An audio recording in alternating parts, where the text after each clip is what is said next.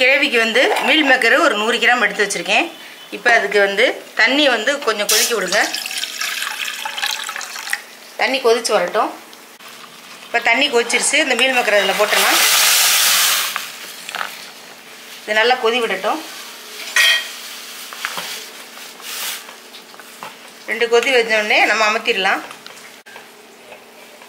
இப்போ இந்த மீல் மேக்கரை இறக்கி வச்சிடலாம்.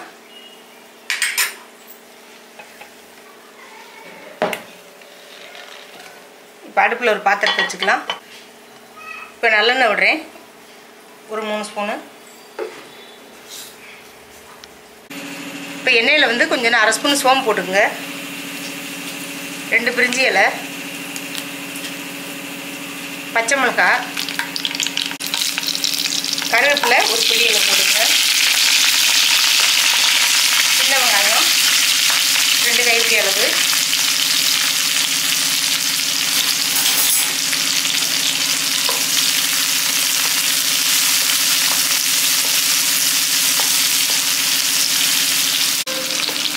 வெங்காயம் வந்து இந்த கண்ணாடி பதம் வந்தோன்னே நம்ம இப்போ தக்காளி வந்து ஒரு 3 தக்காளியை வந்து மிக்சியில் இந்த மாதிரி அரைச்சி வச்சுருக்கேன், அதையும் விட்டுக்கலாம்.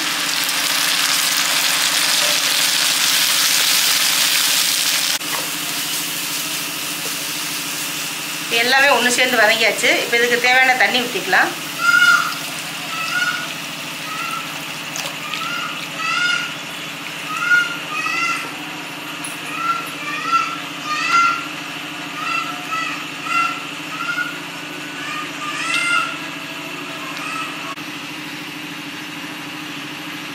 இப்போ கிரேவி வந்து இந்த அளவுக்கு இருந்தால் போதும். இப்போ இதுக்கு தேவையான உப்பை நம்ம கல்லுப்பு போட்டுக்கலாம்.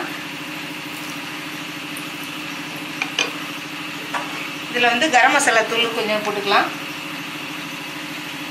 ஒரு 1/2 ஸ்பூன் வந்து கரம் மசாலா தூள். எல்லாமே சேர்ந்து நல்லா கொதிக்கட்டும். இப்போ அதுக்கடையில் வந்து மீல் மேக்கரை வந்து தண்ணியை வந்து வடிகட்டிடுங்க.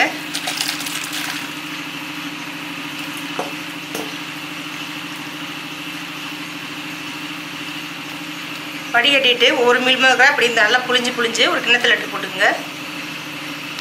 இப்போ மீல் மேக்கரை வந்து நல்லா ஃபில்டர் பண்ணி வச்சாச்சு. இப்போ இந்த கிரேவியில் கொட்டிடலாம். கிரேவி வந்து நல்லா கொதிச்சுக்கிட்டு இருக்குது. இப்போ கொஞ்சம் நேரம் மூடி வச்சிடலாம், ஒரு 10 நிமிஷம் கொதிக்கட்டும். இப்போ நம்ம திறந்து பார்க்கலாம். பாருங்கள், கிரேவி வந்து சூப்பராக இருக்குது.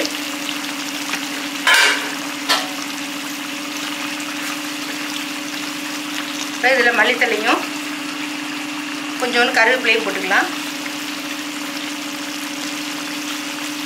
இதே மாதிரி வீட்டில் செஞ்சு பார்த்துட்டு எப்படி இருக்குன்னு சொல்லுங்கள். இந்த கிரேவி இருந்துச்சுன்னா சப்பாத்தி, பூரி, தோசை, இட்லிக்கு எல்லாத்துக்கும் நல்லாயிருக்கும். நம்ம சேனலை எல்லோரும் சப்ஸ்கிரைப் பண்ணுங்கள்.